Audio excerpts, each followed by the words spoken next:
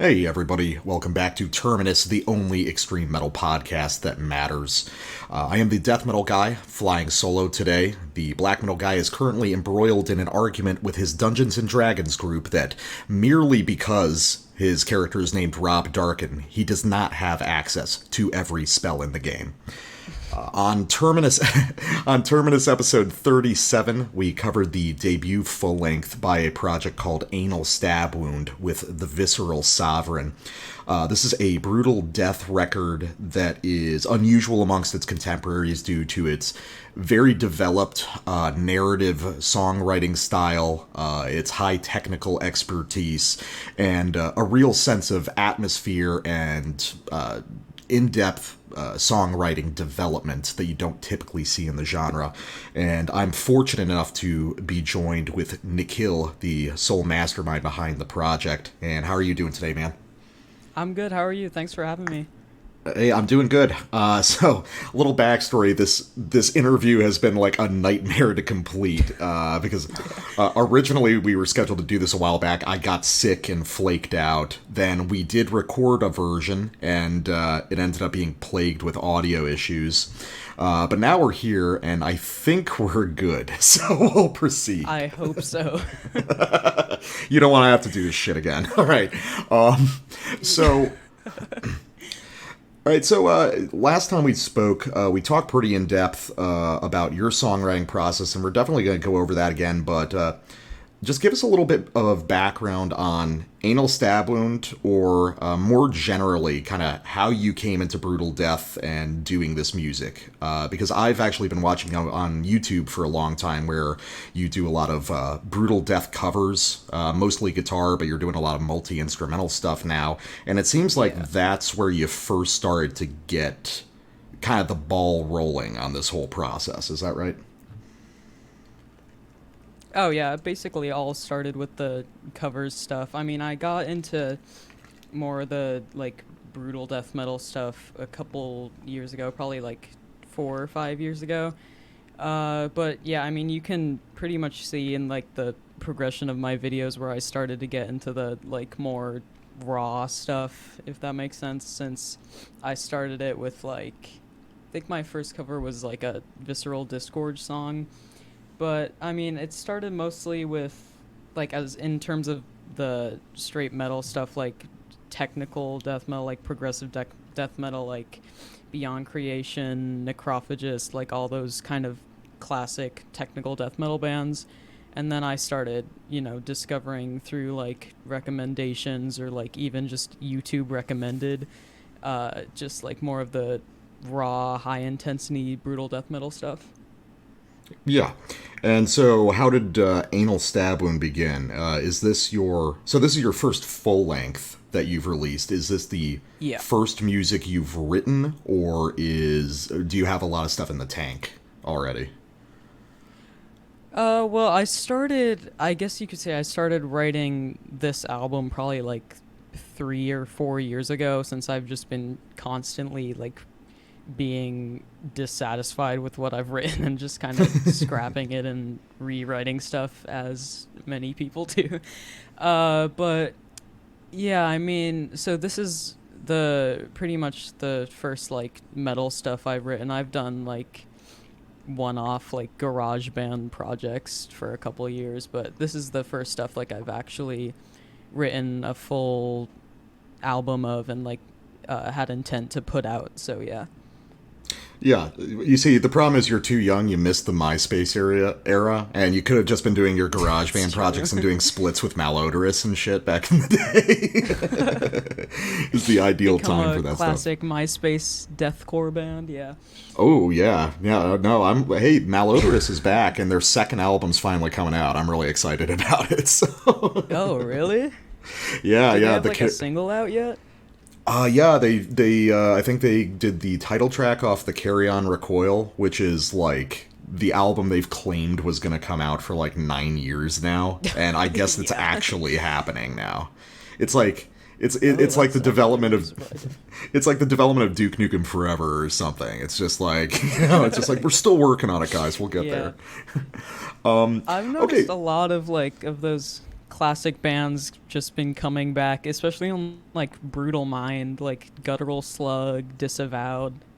Like Yeah. everybody's kind of reviving. Yeah. Well, I think Brutal Mind in particular is doing a lot of work because they're also doing a lot of like reissues of old stuff, and they do seem concentrated on Yeah. bringing back a lot of the old bands, which is cool.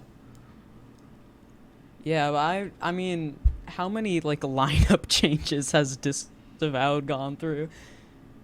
Oh god, over the years, I can't even imagine. It's been, I mean, I've been listening Yeah. to them since Perceptive Deception, and it's ridiculous watching those guys try to get everything together.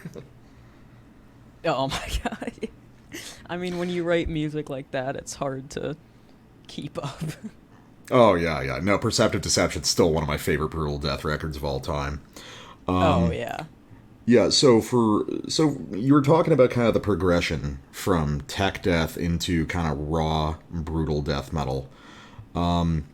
And I'm kind of curious because the Anal Stabwound record is. I know that you're into covering a lot of, say, like the New Standard Elite style of brutal Yeah. death, but the work on the Visceral Sovereign is really it's a lot more melodic and polished and kind of atmospheric than a lot of those bands. So, how do you feel you're kind of Mhm. blending your influences on this one? I mean, it is kind of like blending those technical elements and a lot of progressive stuff because, like, even like just the long song structures and kind of like the motivic, like 5 sectioned kind of long songs. But, I mean, yeah, I've been blending a lot of that, like, raw, brutal death metal style. Like, because I know a lot of bands, like, obviously we all like the crazy, random, disgorgy, brutal death metal riffs.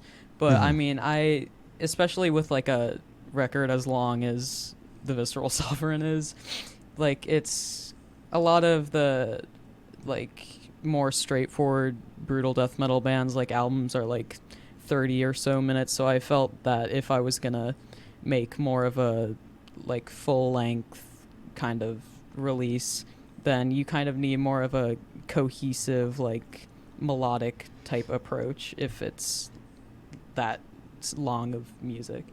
Yeah, I get that. So you brought up the motivic writing, which is something we talked about last time, and something we talked about on Yeah. the show when we covered the record, which I think is one of the things that makes Anal Stab Wound stand out so much is this very clear, almost classical in a sense, motivic riff writing. Just the reappearance of these kind of elegant Hmm. melodic motifs in multiple contexts and multiple rhythmic structures. Is that kind of central to songwriting for you? Yeah, I mean, a lot of the riffs are based off of like motifs that appear throughout the song, and that can be seen in a lot of like Defeated Sanity stuff, especially like their new album, like Passages into Deformity, that kind of stuff. So Mm-hmm. yeah, I like that's pretty much my approach when writing songs, like to try to bridge between riffs, like having common motifs that just kind of reappear throughout the song to like tie it a little bit more together. Yeah, so when you're writing, this is something that's very interesting to me, especially in this style of music. So when you write a song, are you sort of through writing it from beginning to end, or are you taking a collection of motivic riffs and then building around it? It's usually kind of beginning to end for me. Like, usually I'll start off with guitars, like, I'll just come up with an intro riff, track that, listen to it back, see, like, where I'm feeling that might go, and maybe just, like, jam over it until I have something that kind of makes sense with where it should go next. And then as I progress along, like, I'll think, oh, it would be cool to maybe repeat a riff from wherever here to try to, like, bridge it together a little bit more. But Mm-hmm. yeah, it's mainly just beginning to end. Sometimes I'll like have it fully written and then insert a section somewhere in the song. But yeah, it's mainly through writing. I gotcha. And in terms of how the whole album hangs together. What were you concentrating on? It feels like we've talked about this on the show. Every guitarist has a set of like kinds of riffs that they're very comfortable with. Oh yeah.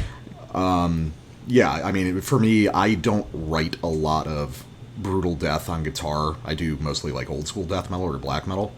Yeah. But for instance, I can hear in your stuff, you've got these sort of chuggy, brutal death versions of like decapitated riffs. That would be like a riffing style you use. You have these more ornate kind of textured things, which I attributed to ulcerate, but upon talking to you, you were saying it's more disentomb, right?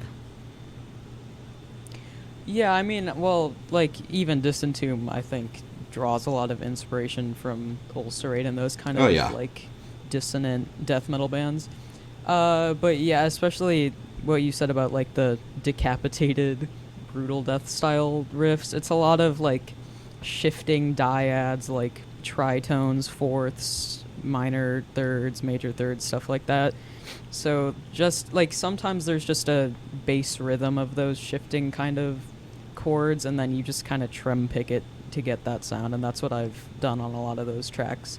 Yeah, you don't do a lot of just like really harsh, like orchidectomy style chromatic stuff. All of your stuff, yeah, all of your stuff, even kind of at its most extreme, seems to have a real melodic core to it that you don't hear in a lot of other brutal death.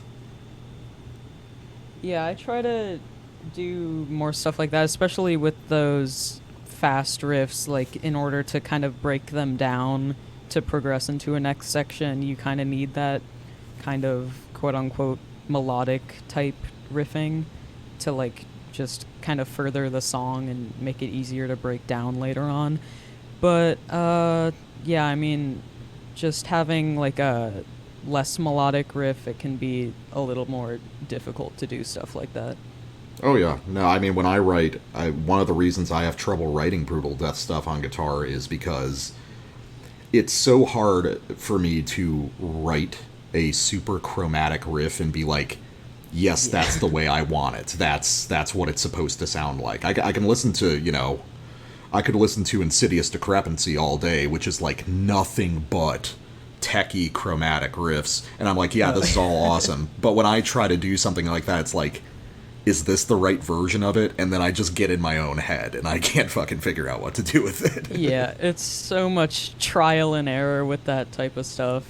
I mean, a lot of something I've found helpful is kind of like first basing a riff off of like a shape, kind of like just something enclosed between like maybe 4 frets, like just a pattern that kind of feels good, and then just kind of base it on that and adjust a little bit as needed just to try to get the sound you want. So I found that like a helpful jumping off point for that stuff.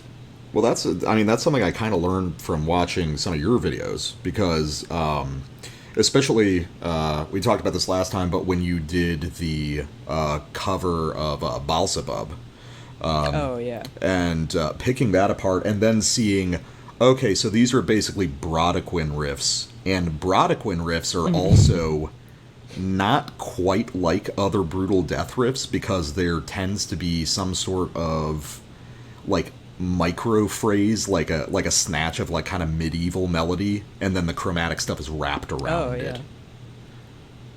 Brodequin is like generally actually pretty, like the production doesn't do it any favors to bring out the like melody part, but a lot of them are like actually pretty melodic if you sit down and like pick it apart.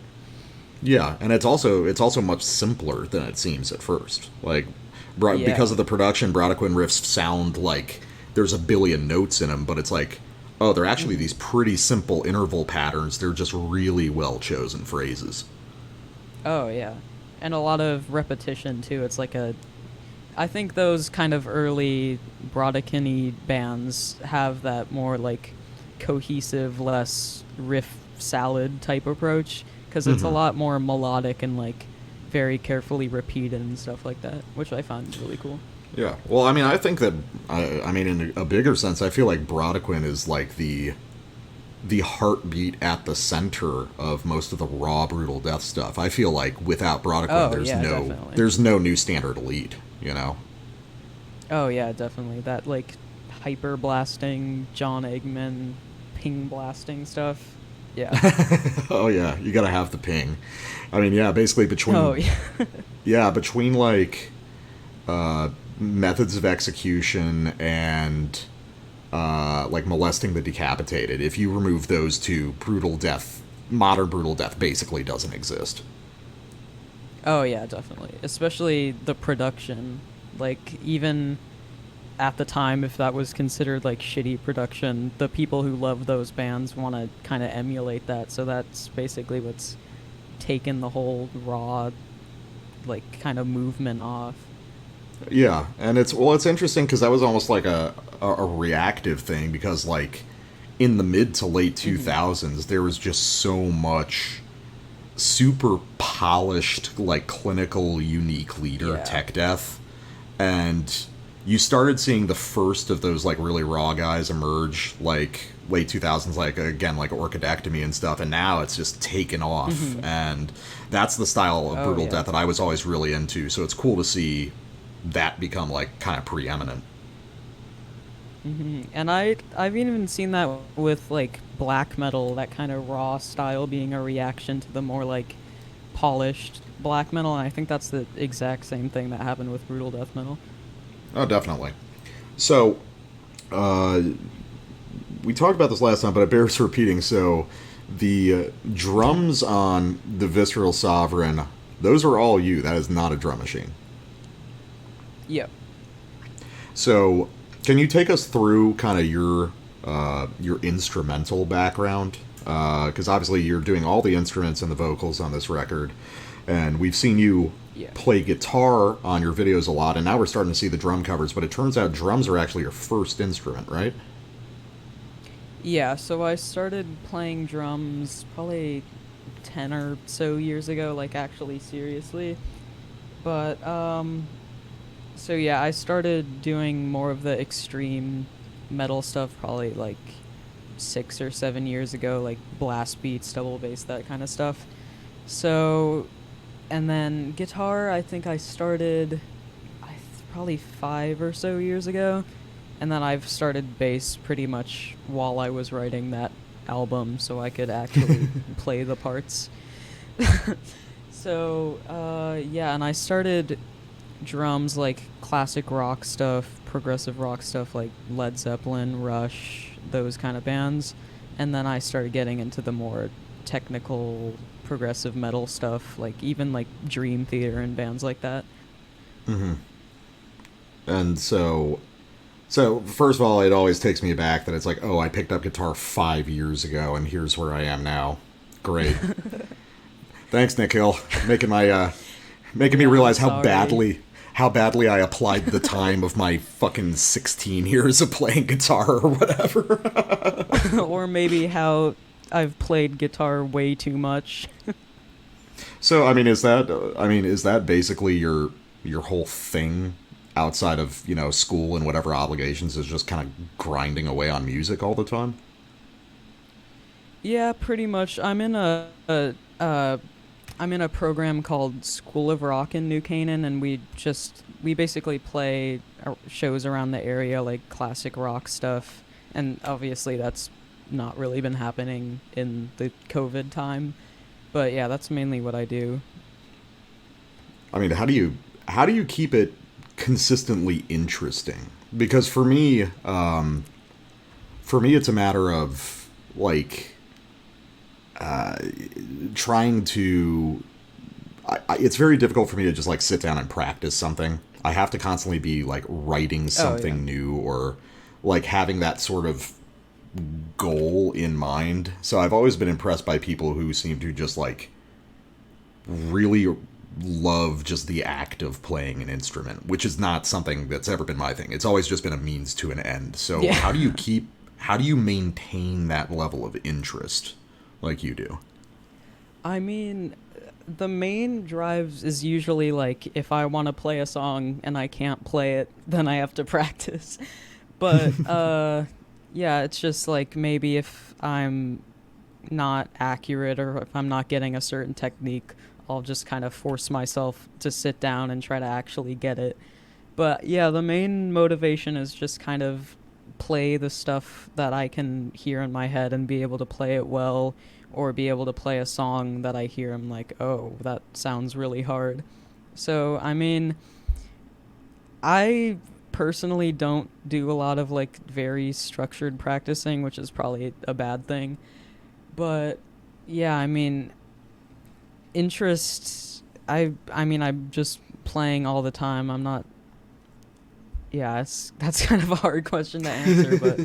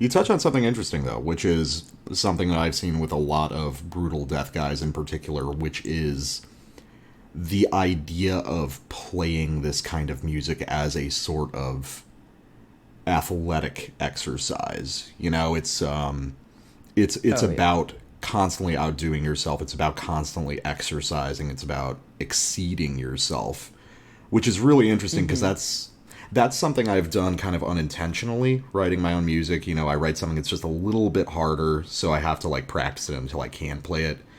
But you and a lot of other brutal death guys I've talked to seem to approach that from a much more concentrated, kind of deliberate place. I mean, is that kind of fundamental to you, the idea of constantly outdoing yourself and exceeding yourself technically?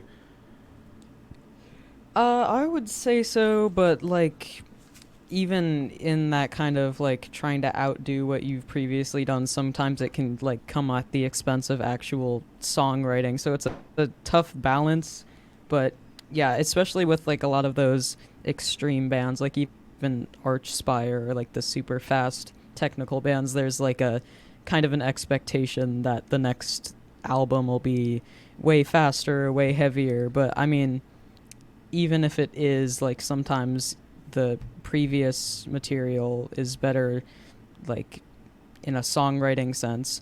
But yeah, I mean, like even with the new stuff I've been writing, I've been consciously like, oh, you should go faster since you didn't go as fast in the previous stuff.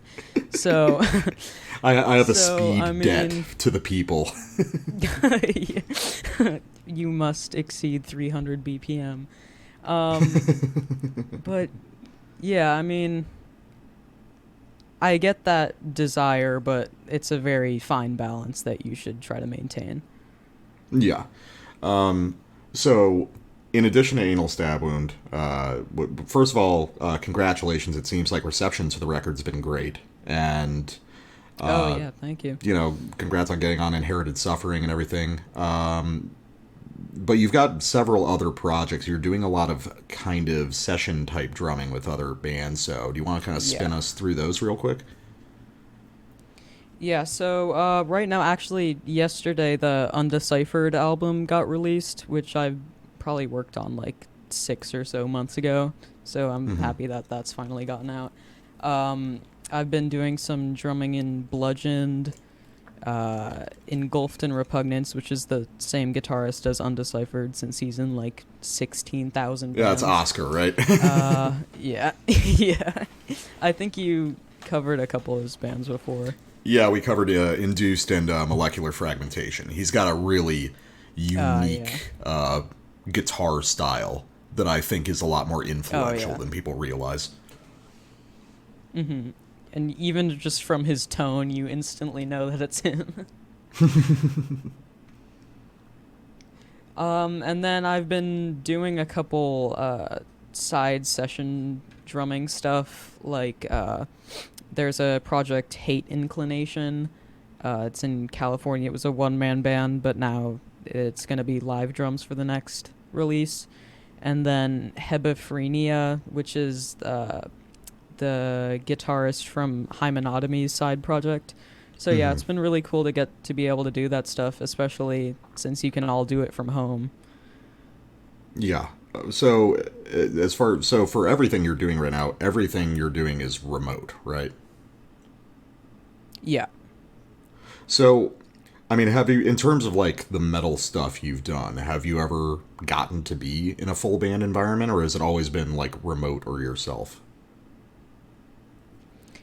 So far it's all been remote since it started, since I started recording drums for people probably last summer. But in Bludgeoned, we're hoping to actually play shows and get together since they're all in the States as well as me. So that's kind of the only project that I can, since everybody else lives in like Europe or whatever. I gotcha. So, how is it? I have a tremendous amount of difficulty writing music with people remotely. It's just, there's something about it. It's really hard for me to get the motivation to do it. You know, you don't have the same energy as having a bunch of other guys in the room with you. So, but it seems like been basically doing that from the start, so you're pretty comfortable with it. So how do you think that affects the songwriting process? Because obviously it just has to work differently. Yeah, I mean, I feel like when you're in a room with people, there's more like immediacy to say whether like you like how like a part is going or how a certain section sounds or whatever. But when it's online and you're just kind of sending files back and forth, it's just more of a hassle since everybody's already recorded their parts and nobody really wants to like go back and retrack stuff. So I think Yeah. there is like a more tolerance for things slipping through the cracks. But I mean, generally, it's a.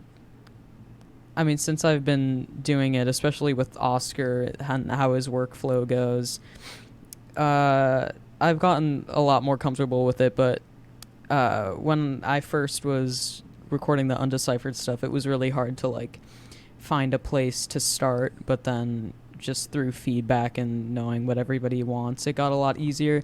But yeah, I feel like actually being present with people, songwriting is a lot easier, and it's more of a fluid experience since there's no actual tracking and setting what you have in mind in stone and hoping that everybody likes it too.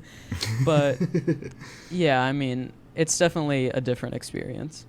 Yeah, I mean, it's all a matter of you're trying to get to that same level of kind of comfort and familiarity with each other. It's just Yeah. much slower naturally. Yeah, especially since like even in different time zones it's hard to like do a phone call or like voice call, so it's hard to like actually get to know people in a way. Yeah. But yeah. Well, how did you get in touch with all these guys? Was it just through the YouTube channel, or I mean, how did you get in the scene, so to speak? Yeah. It's been just a lot of people like messaging back and forth on Facebook, and yeah, it's pretty much all started from my covers and YouTube channel and stuff. So, I mean, especially in brutal death metal, there's not enough drummers to go around. Oh, That's no, definitely why not. a lot of drummers. Yeah, yeah. So like even pretty much every brutal death drummer is in like 6 bands just because everybody really badly wants them. You got to start like billing people for it way more. It's like, you Yeah. get a it's like sharing a practice space with a bunch of bands, but it's like, okay, all of us are going to use the same drummer. We're going to split the bill for him, Just stays there in the practice room for a day straight. Yeah, exactly. It's like we got Nikhil marked out from 6 to 10, but you can have him after, man. We gave him some granola bars. He'll be fine. Should put myself up for rent. Yes, throw yourself on Craigslist. So, kind of touching on that aspect of things, the sort of remote thing, something we were talking about on the show when we covered the Focal Dystonia record last year, was I had this theory that brutal death bands these days are operating kind of more like jazz sessions than bands in the conventional sense, because everyone seems to like there's a lot of people doing stuff remotely. Like that may even be like the main way that big brutal death releases are done now. And they're all kind of well-known musicians with a ton of projects between all of them, and these aren't really bands. Like there's not, when they do an album, there's not this understanding, implied or not, that there's going to be another album. It's like, we're going to do a session together, like it's fucking Miles Davis or something. So how would you see that work? Because I've always been in like a traditional band environment. I've known some high profile musicians, but I haven't been like, hey, let's cut a record together. But that seems to be kind of the way it operates in brutal death metal these days. Yeah, it's that I've never really thought about it like that. That's pretty spot on. Like every band either gets together for like one release or the next release. It's like basically a different lineup. It's all like revolving door with members. So yeah, it's all just kind of independent musicians just getting together to record something together. And I think that's just mainly a product of how easy it is to like do stuff remotely nowadays. Is you can just get together with a bunch of people and produce a record in like a couple months without ever needing to even see each other. So I mean, I feel like that environment has definitely caused that kind of shift between traditional bands and more like Miles Davis brutal death metal. Well, I think that part of it is also that, kind of unlike a lot of other metal styles, brutal death kind of lives on the internet, you know? Yeah, I mean, because there's not really like big distributors like pushing brutal death CDs in their stores or whatever. So I mean, pretty much all the, especially since it's so widely dispersed throughout the world in terms of fans and how everybody kind of lives in different countries. Yeah, it's pretty much like the internet is, besides shows and stuff like that, but that's pretty much where it entirely lives, just because it's so underground. Yeah, well, I think, well, there's also kind of a cultural thing that goes on, because, like, for instance, I'm in a slam death band, and I do vocals, and the guys that I work with in that are really into, say, something like analepsy, whereas for me in brutal death, I'm basically just listening to like embodied torment all day and shit like that. So it seems like even within brutal death, it seems for like the really raw stuff, the kind of New Standard Elite or like Severed Records kind of stuff, that's almost kind of its own micro niche apart from everything else. You never run into anyone at a show that's listening to Artery Eruption, you know? Yeah, that's true. Even if you find someone who likes death metal, it's very unlikely that they listen to, like, Insufferable or whatever. Which they should be doing, because I fucking love Insufferable. Well, so, but that's also something that's interesting to me, because we've talked on the show about, like, I personally believe that in death metal, the most exciting stuff, the most interesting kind of forward-thinking stuff is coming out of brutal death metal. But it feels at this point like brutal death and slam, what have you, are now just kind of removed from the death metal scene. It's like they declared their independence, performed a coup, and now exist on their own, like, island somewhere. Yeah, it's, like, very, even stylist, like, I'm even thinking of, like, the Theurgy demo. I don't know if you've heard that on it fucking rules. Elite, but it's, like, oh, yeah. It's just so far removed from death metal. Like, it's just completely its own thing. Oh yeah, well, Theurgy, like, doesn't have riffs anymore, you know? I mean, I remember little sweeps and slams. Yeah, well, yeah, I remember when, like, for instance, when the Enmity record started to blow up on the internet and everyone started hearing that for the first time, and just, like, watching, like, regular death metal people try to process that fucking thing was like... It's like, no, this is how it's supposed to sound. There aren't notes or anything like that. Yeah, it's... I mean, like, generally when I see people really hating on a new artist, like the established people, it's probably just because they're doing something cool and innovative, like the Artery Eruption, Theurgy. So I don't take too much stock in what people are saying, oh, this is garbage. Well, you're kind of an interesting case, though, because, like, did you start with kind of traditional or old school death metal, or did you just, like, immediately click on to the kind of techie modern stuff? I mean, it wasn't... I didn't actually listen to a lot of the old school stuff. Like, probably my first death metal band I listened to was, like, Cannibal Corpse, but not, like, the old school Cannibal Corpse. But, yeah, I think what drew me to the more technical stuff was, like, the challenge of playing it, since even, like, old school death metal was pretty raw. I gotcha. Well... In terms of, so, I mean, not to make too fine a point of it, so you're a young guy. You just turned 16, right? Yeah. Okay, so I'm always curious about how people from different generations, so to speak, within this music listen to it. I did an interview with a buddy of mine last year, who's, I think he's like 21, and it was interesting hearing like how he discovered new music and stuff, because for instance, I came up like listening to stuff in like the early to mid 2000s, so then it was all file sharing. That was our sequel to, tape trading, was just Soulseek and DC++ for the people who were like really into underground stuff.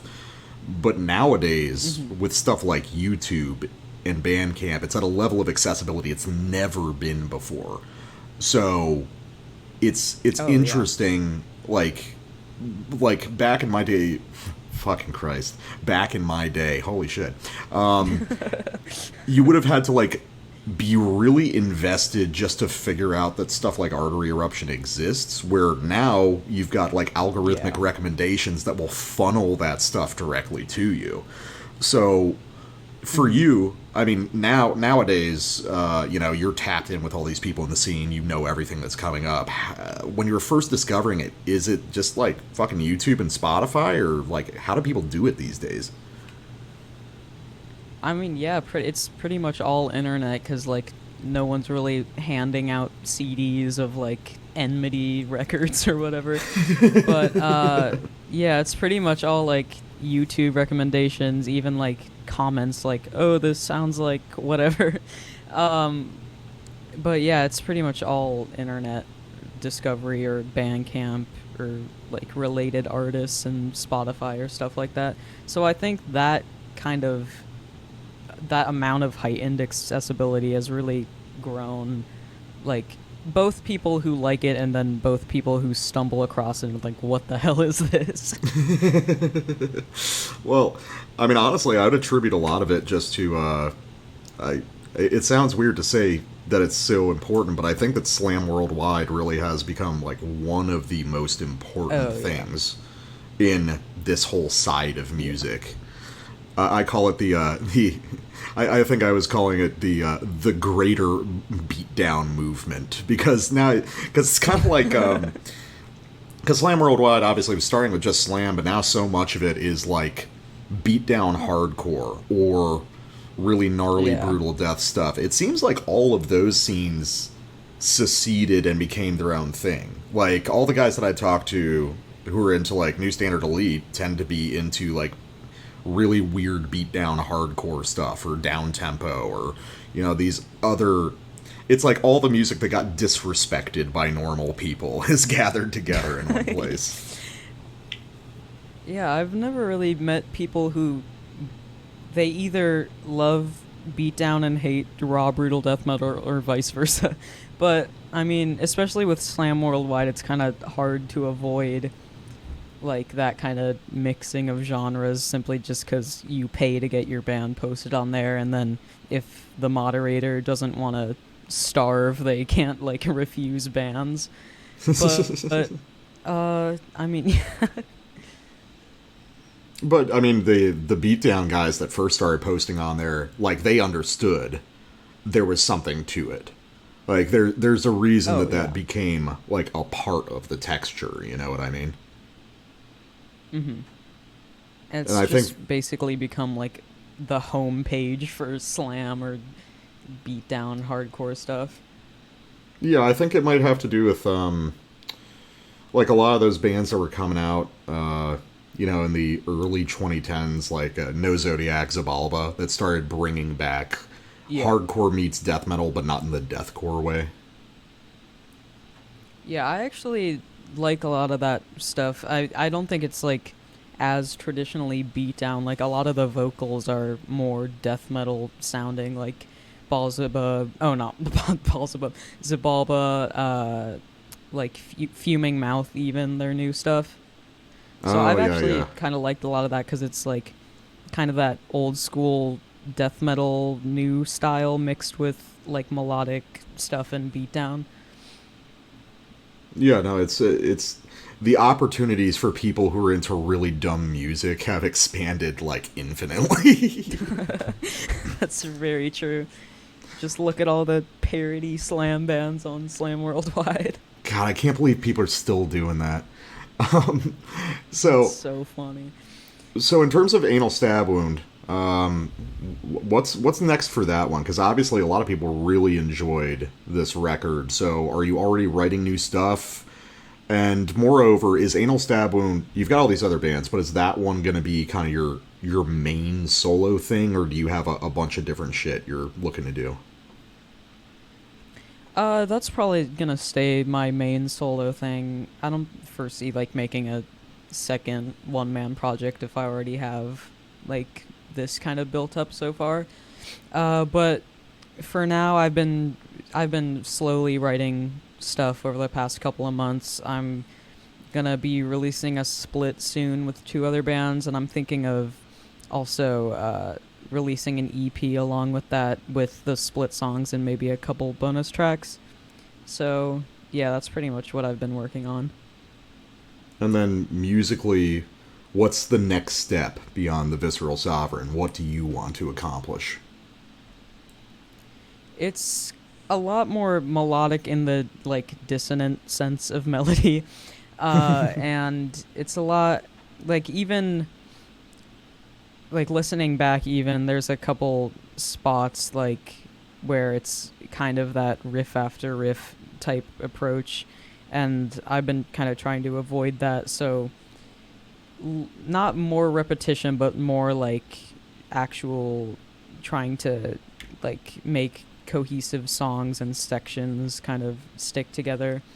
And I've also been trying to do like kind of entire album motifs like sprinkled in there to try to even tie the songs themselves together, and like linking points between songs, like transitions into songs on the album.